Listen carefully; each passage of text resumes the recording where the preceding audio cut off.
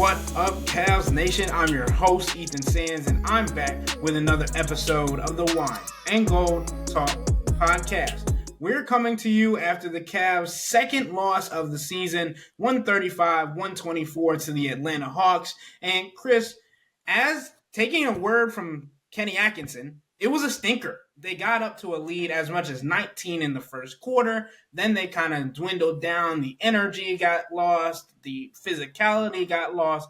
All these different things. And we've talked about it from the start of the season. Defensive identity is what this team still wanted to lean on, even though they wanted to grow their offensive game. There have been defensive lapses. There's been some things that we have seen that could have been better. All these different things. All this to say, it's the second loss of the season. There's room to improve. But when it comes to the defensive slippage, Chris, which area do you think is the most important for the Cavs to clean up? So here's the reality, Ethan. It is November 27th, and the Cavs no longer have a top 10 defense in the NBA. That's just the way it is. They're 11th right now. This is a team that prides itself on that end of the floor. The thing that I think stands out to me the most is the point of attack defense is just not good enough. There are guys that are beating defenders off the dribble, forcing the defense into help situations, forcing the defense into rotations. And then once the point of attack breaks down, it's a scramble mode and everybody is overhelping. And I think that's part of the reason why they're giving up so many threes. There's a part of it where, the Cavs want to funnel guards to their bigs. They have Jared Allen. They have Evan Mobley. But it can't be like a security blanket for them. It can't be this thought of Jared and Evan are going to take care of everything. Jared and Evan are going to erase our mistakes. Jared and Evan are going to cover up for our lapses on the perimeter. And look, part of this is the Cavs don't have Karis LeVert. They don't have Dean Wade. Both guys are out at the same time, and it's forcing other guys to play extended minutes that aren't as good at the point of attack in terms of defensively. The Cavs don't have Max Strus, who is tough, rugged, feisty on the defensive end of the floor. For all the things that you want to say about whether or not they're going to move forward with somebody else in the starting lineup, whether or not Isaac Okoro has become a better, more impactful player. Like, Max is tough. Max is physical. Max will get up in you. Max can be bothersome to opponents. So missing 3 rotational wings during this stretch is playing a part in the defensive slippage. But to me, it all starts at the point of attack. Like, they are horrendous against point guards. Like, if you're betting and you're doing props, pick a point guard against the Cavs and pick the over for whatever it is. Damian Lillard, Trae Young, whoever it is, point guards against the Cavs are feasting. And that's because they're just not good enough. They're not sturdy enough at the point of attack. And these guys are just breaking the paint a little bit too easy right now. And Chris, you talked about it. Like, that goes into the overhelping, that goes into all these other bigger picture things that Kenny Atkinson has mentioned. But it really does start with the point of attack defense. And tonight it felt like you would always know where the ball was going to end up. It was on one of the far sides of the court, of the other side where the ball handler would dribble to, and then they would just draw 2 or 3 defenders to a help situation, and then they would kick it out to either the corner or to the wing of the opposite court, of opposite side of the court. And it was Jalen Johnson. It was DeAndre Hunter. All these different guys showing themselves as perimeter players. But when you talk about how this team needs to grow on the defensive end, obviously you mentioned it, no longer a top 10 defense. For me, it's a trust thing. It's a sloppiness thing as well, because even Kenny Atkinson said it. They, not to use the word soft, but they weren't as good when it comes to switches as they need to be, and that leads to mismatches and overhelps and all those different things. And for me, the biggest thing has been that it's 2 different defenses against different teams, right? And as you need to have them, if there's a team that shoots a lot from the perimeter, they have that difficulty. And then when you have players that are more known for being in the paint, we've seen different instances where there's been difficulties with them on the interior, not because of Jared Allen and Evan Mobley necessarily, but Mm-hmm. because there are guards getting into the painted area and those kinds of things. So you talk about the Boston Celtics game when you talk about the overhelp. That was the first time we really mentioned that, and how many threes they got up. That was a similar thing tonight against the Atlanta Hawks. Chris, I think when you talk about how this team is being coached and how this team is continuing to grow, it's difficult to only look at what that has done, but also not including the 3-pointers that they're taking. They're trying to get up. Obviously, this was the most 3-pointers that they have taken in a season. And that led to long rebounds. That led to fast break opportunities and those kinds of things, especially with an Atlanta Hawks team that likes to play with pace. There were a Yeah. couple times where the Cavs got caught celebrating themselves and somebody ran behind them and it was an easy layup or dunk for Atlanta. Donovan didn't want to use the term complacent because, look, they're 17-2, okay? Um, you don't want to overreact to one loss, just like you don't want to underreact to one loss. And I think the way to phrase it is that the Cavs have gotten comfortable. I don't think complacent, but I think they've gotten comfortable in certain kinds of situations, and with certain things that haven't gone as well because they've found a way to win those games. And in a weird way, Ethan, I feel like the Cavs needed this. I feel like they needed a game that they were going to lose, that they didn't give their best effort, that they didn't play their best, and they actually lost that game. So they couldn't just lean on the fact of, yeah, we brought our C game and still won. Yeah, we brought our D game and we still found a way to win, right? There has been slippage on the defensive end of the floor going back 2 weeks at this point in time. But it's like harder for guys to understand it and want to fix it when they're not being hurt by it. They're not being punished by it. Tonight could potentially be a bit of an eye opener. We can't just rely on our offense to outscore all of these teams in the NBA because there are other teams in the NBA that can score with us. Team like Atlanta, 135. And it's not just Atlanta. Other teams could potentially score with the Cavs as well. So we can't just rely on our offense to bail us out because it's just that good. We can't just play around with the game for 3 quarters and then just crank it up in the fourth quarter against lesser opponents, something that they have done in the past, right? They did that against Chicago. They did that against the Brooklyn Nets. They did it against another team during this stretch, and they were able to escape because they buckled down defensively for basically 1 quarter, and that was good enough against the level of opponent that they were playing against. So I feel like they kind of needed this. I think they needed to feel a loss. They needed to see that some of the stuff that they were doing was just not to their standard and was not a high enough level. And they needed that to not pay off with a victory at the end. So I think Kenny Atkinson said it perfectly after the game, Ethan. We kind of got what was coming to us. And they did. They've been playing with fire a lot during the last 2 weeks, and they've been getting away with it. And I think this is the kind of one that tells them, hey, we've got to be a little bit more cognizant of what's going on here on the defensive end of the floor. And when you lose, it's a lot easier to say, all right, let's really fix it. Let's have a film session breakdown eventually at some point coming off a loss as opposed to getting away with stuff.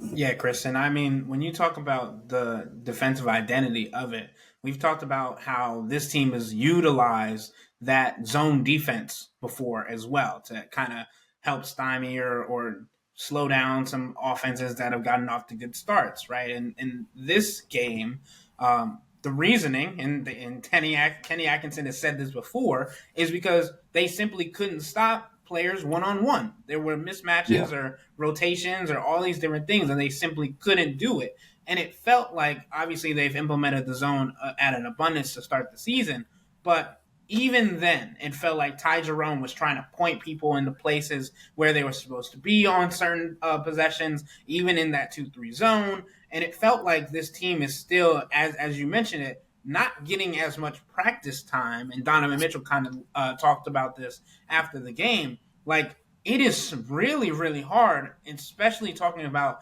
this early stretch to the season, to implement new things and try and say you're going to do things without having practice time and adequate time to stop Mm-hmm. yourself and talk about it and break things down rather than literally learning on the fly while trying to play against an opponent that's coming at you full steam. Yeah. And Chris, the next topic I wanted to touch on was the fourth quarter execution, right? This is a team, as you said, can play three quarters and then come into the fourth quarter. And it felt like every game other than this game this season, they're going to come away with the win.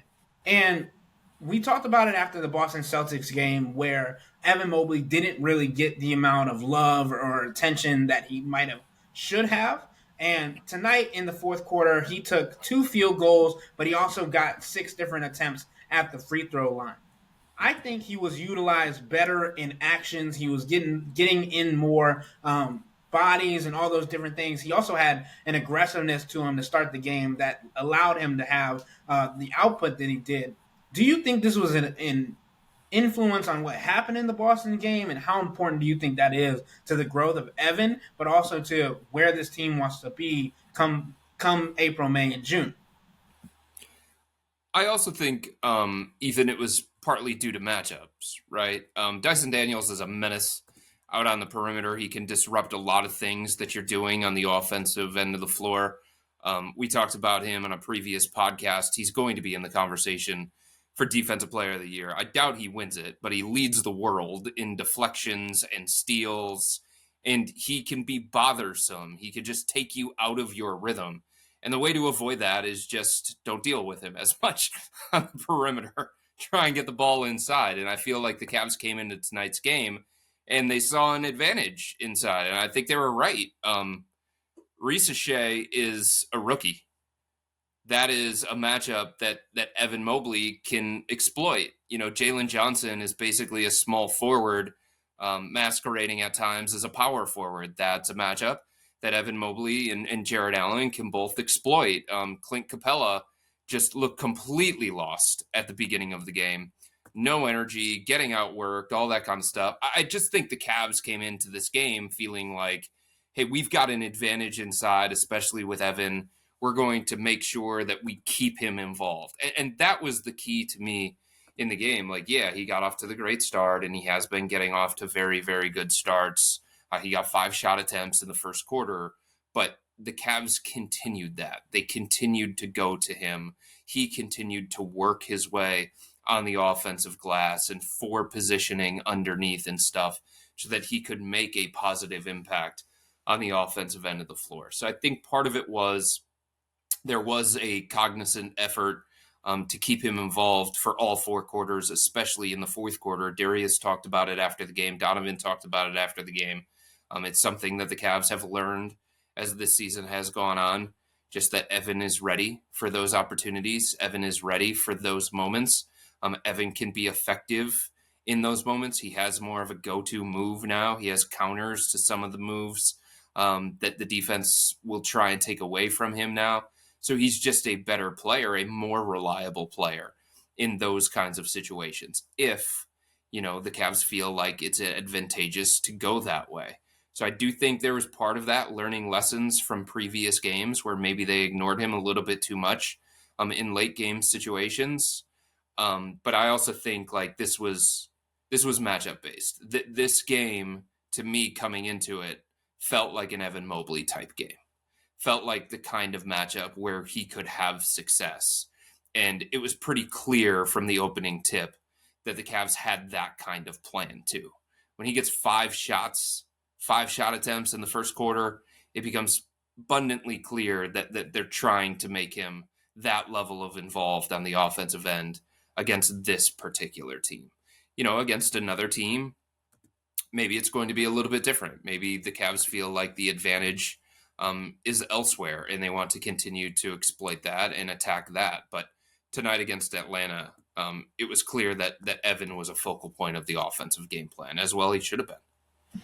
Right. And To go back to the defensive element just for a quick second before we get to our last topic, the over fouling is more so what I was talking about when it comes to when teams would get into the lane against the Yeah. smaller guards and they would feel like instead of putting their hands back and just contesting, they would reach their hands in. That's something that Kenny Atkinson and the guys around the locker room talked about a lot as well. So it's kind of like a double-edged sword right now against different teams, and they're trying to figure out where they can find their niche as a defensive unit while continuing to show themselves as a defensive forefront on the interior with Jared Allen and Evan Mobley. And I don't and I wanted to pick your brain on this really quickly, Chris. It looked like Jared Allen was a little bit frustrated tonight. There were definitely conversations going on throughout the Mm-hmm. game with the sideline, with the bench, and like especially when they were in the zone and there were players cutting behind Jared.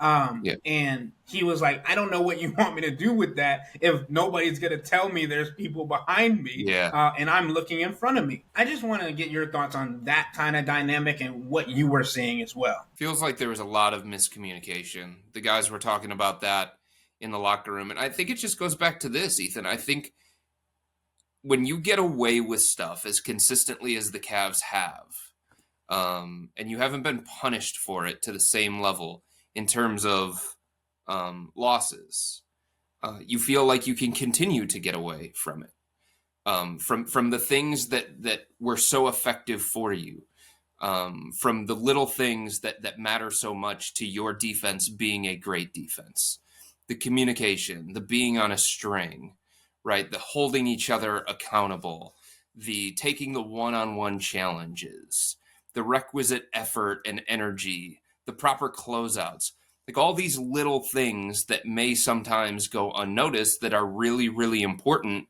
to a defense being great.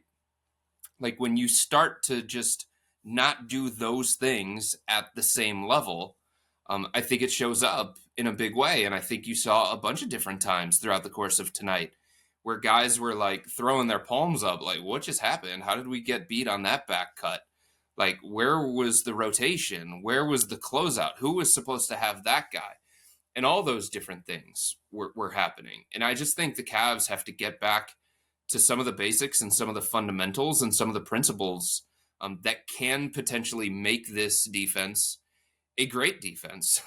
The things that JB Bickerstaff stressed every single day in practice that the guys didn't always love during the JB Bickerstaff era because they're so rudimentary. Like, why are we going over these things? You know what I mean? Like, I think Jarrett has been trying to say this for the last week or so.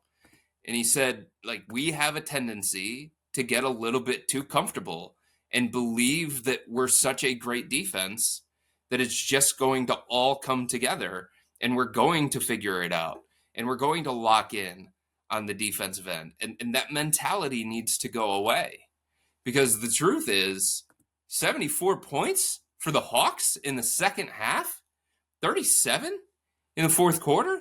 Like that can't keep happening. And I know it was just one game and it was one team that scored 135, but it shouldn't be a case where, given the personnel that they have and given how good of a defense they have shown themselves to be, what they're capable of, it shouldn't take 140 to win games. You know what I mean? Like, not for this team. Like, it doesn't take Oklahoma City 140 to win games consistently, right? Because they're that level of a defensive team. It shouldn't take the Cavs scoring 140 on a night against the Atlanta Hawks to win. And they just need to get back to doing the little things that make them a great defense. And they can't take those things for granted and start saying, well, we don't have to do those things because we've got Jared and Evan. Well, we don't have to do those things because we've got Isaac Okoro out there on the perimeter. No. Like, you guys have to do those things. That's what made the defense what it was. And like I said, hopefully for the Cavs' sake, this is a wake-up call, and they understand that they can't continue to get away with some of these communication breakdowns, some of these lapses in concentration, a lack of attention to detail, a lack of focus, all that kind of stuff that has shown up at various points, albeit in wins as opposed to losses, with the exception of tonight and against Boston. Right, and that Boston game, right? Like you learn from that as well, and you come back, but you also have to face them again on Sunday, right? And that's There's another. there's another thing too that, and I'm not saying that Kenny Atkinson is wrong with this, and I'm not trying to criticize him. He's the front runner for Coach of the Year, but it's just something that I'm going to monitor throughout the rest of the season. He is very analytics based, and as much data as you can get, the more informed you're going to be, and the better off you're going to be. I just wonder if the shot over expected stat that he continues to point to, the one that he often points out at halftime, is actually a good thing to let the players know, because some of the guys are starting to say, well, they just shot out of their minds. They just made shots. Like, that guy's not that good of a shooter, and he did that. So, like, this stuff is going to work itself out. And I just wonder if, like, there's too much of these players thinking that some of these opponents are shooting over their heads, and it's just going to correct itself without them correcting it. I'm not saying that's how they think. I'm saying it's something that I'm going to continue to monitor moving forward. And Kenny said that at the end at his post game presser too. He was like, "Yeah, it's just maybe just some players shooting better than they actually are." Right? And he legitimately said that, Yeah. and I was like, "Well, if they continue to do that, it's kind of like what the Cavs have been doing. Like you expect them to shoot worse, right? But Yeah. until they do, you got to play with what you got." But Yeah. speaking of shooters maybe shooting above their heads, I know Cavs fans were taking a look at this guy coming into the season, and he showed you that he could do what he did tonight. DeAndre Hunter, 26 points, 5 of 9 from 3, 9 of 16 from the field.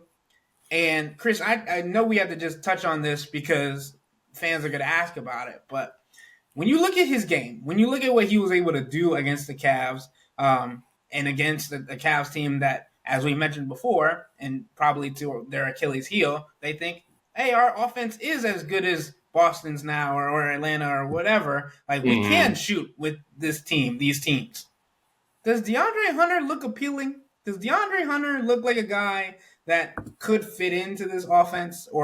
And we've talked about this coming into the season. Hunter's a guy that the Cavs have liked for a while, a very long time at least. Yeah.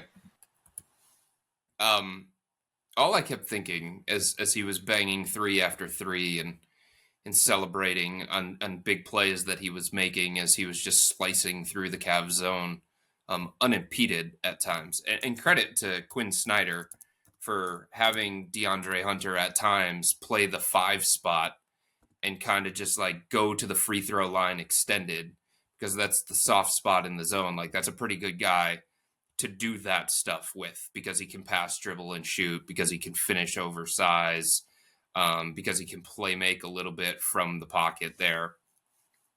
All I kept thinking as he was doing all of that and banging 5 threes was, is this the Ty Jerome game? And what I mean by that is, a couple of years ago, Ty Jerome comes to Cleveland with the Golden State Warriors, Santa Cruz Warriors, because Draymond Green didn't play, and Andrew Wiggins didn't play, and Steph Curry didn't play, and Klay Thompson didn't play, and they had, like, nobody on that roster. And Ty Jerome comes to Cleveland, and he bangs 7 or 8 threes. He scores 20-plus points, and he leads the Warriors to this upset victory. And I had known at that time that the Cavs liked Ty Jerome, and they had tried to get Ty Jerome. They tried to draft him, and they also tried to sign him in free agency. And all I was thinking as he was having that kind of game was, I wonder if the Cavs are paying attention to this. And I wonder if this is going to be meaningful down the road. And I'm not saying that the Cavs signed Ty Jerome simply because he did that. But when guys perform like that against your team, you put it in the memory bank. And oftentimes it leads to signing them in free agency or trying to trade for them. And all I kept thinking tonight was, okay, does DeAndre Hunter now, because this happened against the Cavs and he showed how good of a fit he can be on this particular team and all the different areas where he can help a team, does this move him to the top of their wish list in the trade season? Now, this is a nuanced conversation here because DeAndre Hunter makes $20 million. So, if you're starting any kind of trade conversation surrounding DeAndre Hunter, the base package that you start with is salary matching. Okay?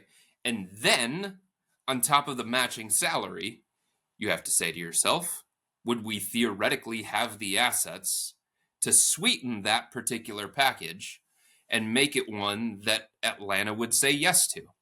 Or make it appealing enough for them? Because here's the thing that we know about trade season.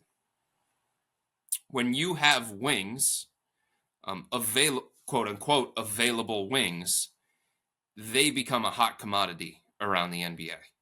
And there are more than just the Cavs that would be interested in the likes of DeAndre Hunter or Cam Johnson, if Brooklyn even wants to consider that, which they probably don't, because he was one of the pieces of the Kevin Durant trade, and he is playing out of his mind, and Brooklyn's actually pretty competitive right now.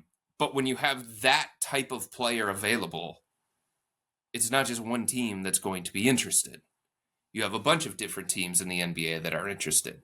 So who's going to give Atlanta the best package? So if we just start with the idea of salary match from the very beginning, and then what other kind of assets can you add to it? And then you ask yourself, do the Cavs win that kind of bidding war? It becomes a little bit more complicated. But would he fit here? Absolutely. Like, if you're talking about the Cavs at the trade deadline, the type of player that they may want to go out and explore adding, if they feel like they have the kind of trade chips to actually pull off some kind of deal, it's a player like DeAndre Hunter. You just envision how he would match up in a series against the Knicks with all their wings, or how he would match up in a series against the Celtics with all their wings, with all their size, with all their length, all their athleticism. The Cavs were going to draft DeAndre Hunter in 2019, by the way. He went 4th. So they ended up with Darius Garland. It worked out. Darius is a pretty good player, right? Franchise player, all-star, one member of the core 4. But like, that tells you that the Cavs liked him from a while back. And just as a cherry on top, he is one of Ty Jerome's best friends in the NBA. So much so that Ty is probably going to have Thanksgiving dinner with DeAndre Hunter in Atlanta, because the Cavs are going to be traveling to Atlanta on Thanksgiving Day. So you have somebody else in this organization that could vouch for DeAndre Hunter, the person and the player, and let everybody know that would want to know what kind of person he is behind the scenes, how he would fit in the locker room, and all that kind of stuff. So yeah, that's a long-winded way of saying he would be a really, really good fit, but it's a little bit complicated from the standpoint of the Cavs. I just know that our listeners and our watchers are definitely chewing at the bits on that one, Chris, and trying to see what he could potentially be on this team.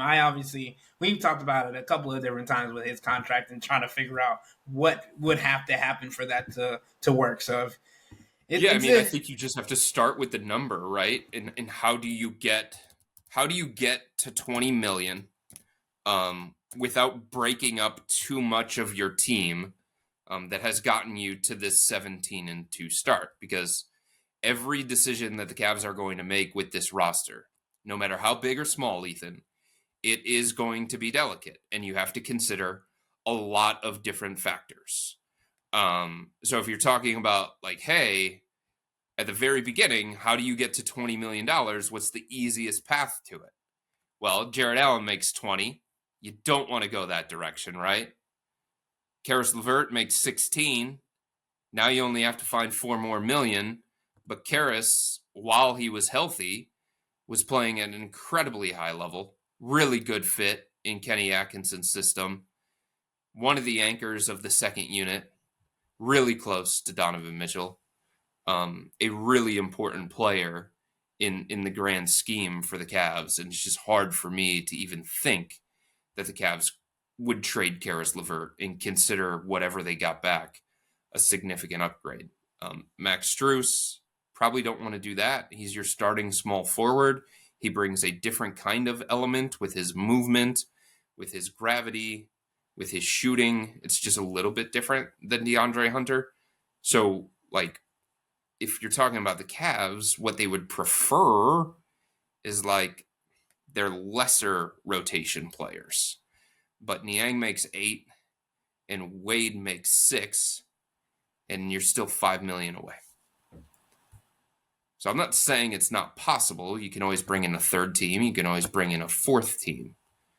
But it would seem like it would probably cost one of Karis LeVert or Max Strus just from the very beginning. And that's not to say that I know for sure that Atlanta would be interested in either guy.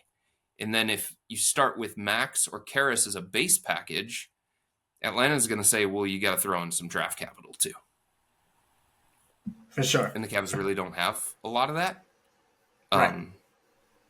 So I just, when you're talking about guys that make that kind of money in a potential trade, it just becomes harder for me to see that. And that's why part of the reason why I've said in the past on this podcast, Ethan, like if Cavs fans want the Cavs to make a deal because they think an upgrade needs to be made, you just have to set your sights a little bit lower on some cheaper options that may not move the needle the same way, but like would fit really, really well for what it is they're looking to upgrade.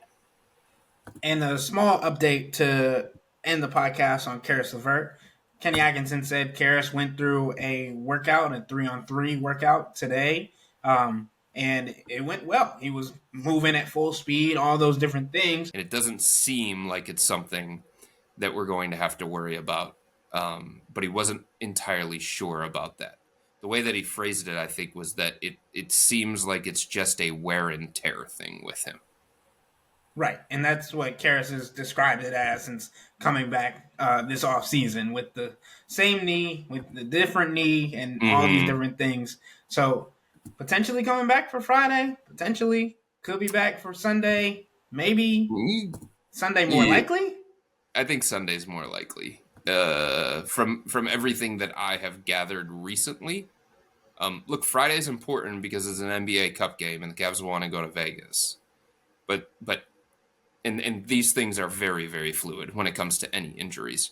But at the start of this week, the feeling that I was getting, Dean Wade, Karis LeVert, more likely this weekend than Friday or Wednesday. And they didn't make it back for Wednesday here against Atlanta.